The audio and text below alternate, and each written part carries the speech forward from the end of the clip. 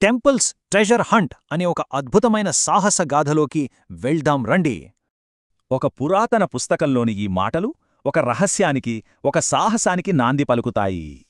అర్జున్, మీరా, రవి ఈ ముగ్గురు కథ ఒక సాధారణ స్కూల్ ప్రాజెక్ట్తోనే మొదలైంది. వాళ్ళ రీసెర్చ్లో లైబ్రరీలో ఎవ్వరికీ తెలియని ఒక పాత పుస్తకం వాళ్ళ కంటపడింది. ఆ పుస్తకంలో చరిత్ర కాదు, ఒక నిధికి దారిచూపే మ్యాపుంది. అది 3 శక్తివంతమైన ఉంగరాల కోసం. కాని వాళ్లకు తెలియదు, వాళ్ళు ఆ మ్యాప్ను కనుగొన్న క్షణం నుంచే చీకటి శక్తులు వాళ్లను గమనిస్తున్నాయని. రాబోయే ప్రమాదం గురించి మీరాకొక కల వచ్చినా ముగ్గురూ కలిసి ఆ సాహసంలోకి అడుగుపెట్టాలని నిర్ణయించుకున్నారు. మ్యాప్ ప్రకారం వాళ్ల మొదటి గమ్యం ఒక పాడుబడిన గుడి.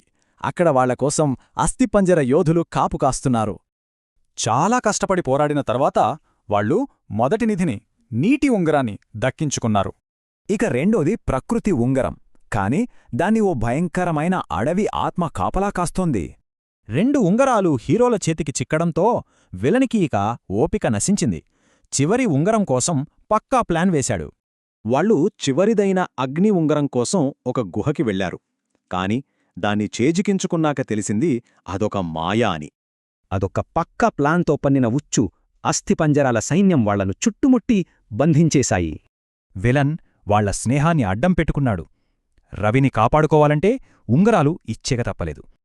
ఇప్పుడు 3 ఉంగరాలు విలన్ జ్వాల చేతిలో ఉన్నాయి. హీరోలనేమో సర్పాల జైల్లో పడేశాడు. ఆ చీకటి జైల్లో ఊహించని ఒక వ్యక్తి తారసపడ్డాడు. అదే మాట్లాడే శక్తి ఉన్న ఒక పాము.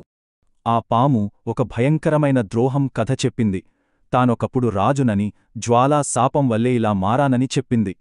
శాప విముక్తి పొందిన ఆ రాజు జ్వాలను ఓడించడానికి వాళ్లకు ఒకే ఒక ఆయుధాన్ని ఇచ్చాడు.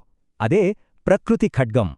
ఒకవైపు హీరోలు, అడవి జంతువుల సైన్యం, మరోవైపు జ్వాల, తన అస్థిపంజరాల సైన్యం. అంతిమ పోరుకు రంగం సిద్ధమైంది. ఈ ఒక్క యుద్ధం మీదే మొత్తం రాజ్యం భవిష్యత్తు ఆధారపడి ఉంది. గెలుపో ఓటమో. యుద్ధం భీకరంగా మొదలైంది. హీరోలు, వాళ్ల మిత్రులు అస్థిపంజరాలతో, నిప్పులు కక్కే డ్రాగన్తో వీరోచితంగా పోరాడుతున్నారు.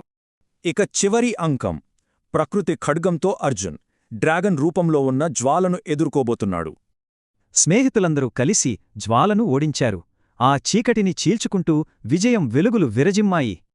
శాపం తొలగిపోయింది. రాజ్యానికి శాంతి దొరికింది. రాజు మన హీరోలకు కృతజ్ఞతలు తెలిపాడు. అంతా సంతోషంగానే ఉంది. కాని ఒక్క ప్రశ్న మాత్రం మిగిలిపోయింది. చీకటి నిజంగా అంతమైపోయిందా?